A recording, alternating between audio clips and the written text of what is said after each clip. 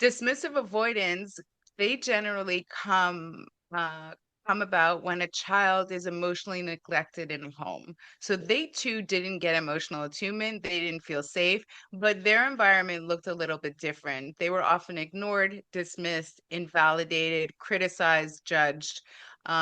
And so these children, if you dig into their childhood, they'll often tell you that they spent a lot of time alone, Mm, right? Like, go to your room, that type of thing, often alone. They often come from homes where, stoicism is sort of celebrated. Like, there's no hugging, there's no I love yous, there's no room for emotions. These are the type of homes where something happens and we just sweep it under the rug like it didn't happen. Right. And so the child learns that really the only one they can trust and depend on is themselves. Right. So there is no room for their emotions. No one is coming to rescue them.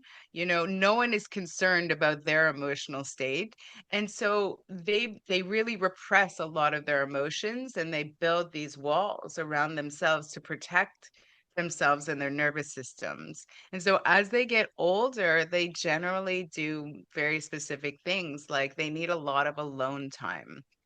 And because they spend so much time in childhood alone, they generally need, if they're feeling upset or emotional about something, they will need to be alone to regulate, right? So think of the man who has his own man cave and spends like, days down there. Usually that's an avoidant behavior.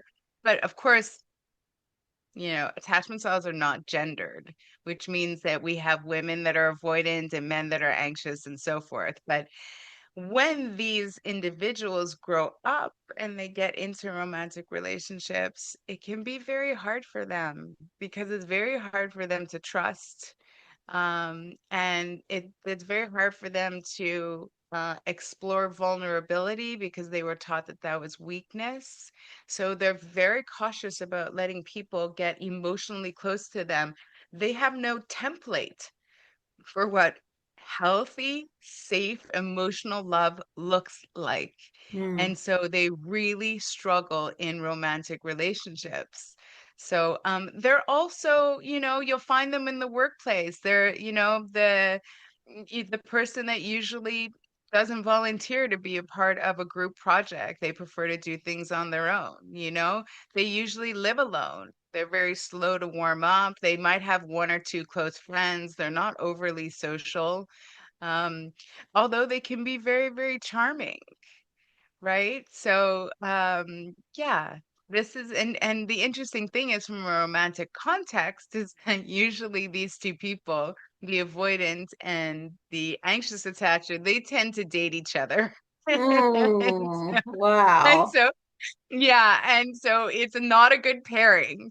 Ah, Um, because what they need in order to feel good and to regulate their nervous system is completely opposite. The anxious attacher needs a lot of attention, validation, reassurance, a lot of closeness, a lot of hand holding and look in my eyes and tell me 6 times a day you love me. Like they need all of that because their love was so unpredictable from their caregiver. They're constantly chasing that validation externally to themselves. mm, mm, mm, Whereas it's completely opposite for the avoidant.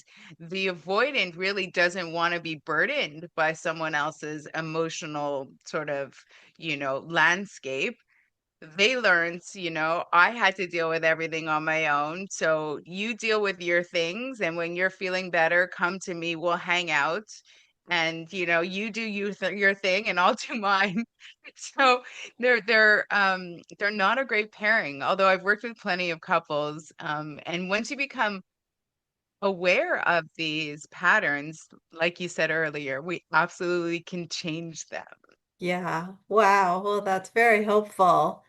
Yeah, So there's let's, yeah. Uh-huh.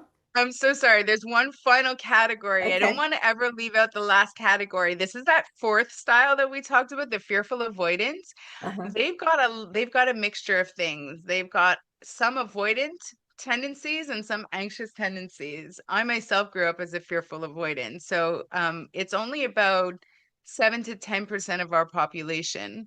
And generally, these folks develop this particular attachment style because they experienced abuse in Mm, their childhood. And so what happens is the child, like any child, is drawn towards a caregiver for that comfort and that safety, right? But in this scenario, it is that same caregiver that is also harming the child, mm, right? So it could also mean emotionally, psychologically, verbally, like it could be sexually. But so the child develops this disorganized template for how to interact with people. I want to come close to you and feel your love and your safety and your comfort, but I'm petrified of you, so I'm going to pull away.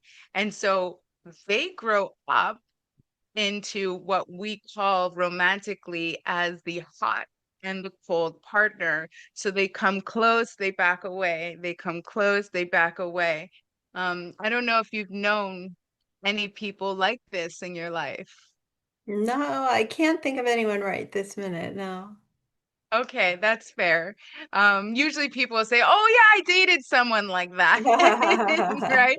Like you'll have a great weekend with them, you'll go away and have like a perfect weekend together, and then they won't call you for 3 weeks Yeah. because it's just it overwhelms them, right? So they actually have an intense fear of vulnerability and getting close to someone because for them that feels unsafe, Mm, right?